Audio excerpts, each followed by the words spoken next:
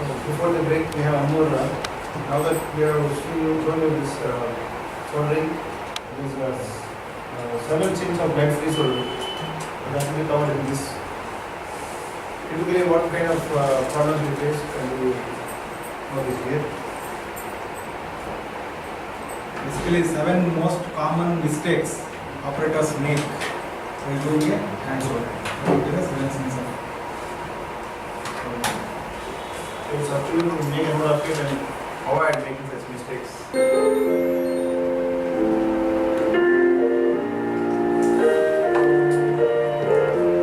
In the beginning, we're taught what we need to know about working with lead-free soldering processes.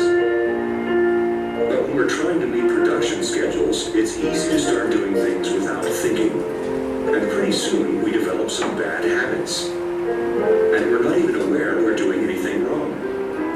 That's where the 7 sins come in. Let's take a look at the list.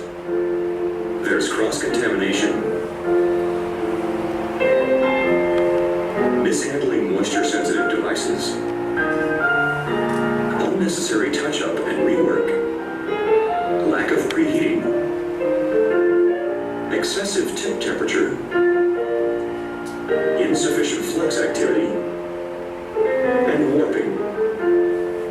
Any one of these sins can cause an entire electronic system to fail. This program will examine each of these transgressions, explaining why they're a problem, how they may cause undesirable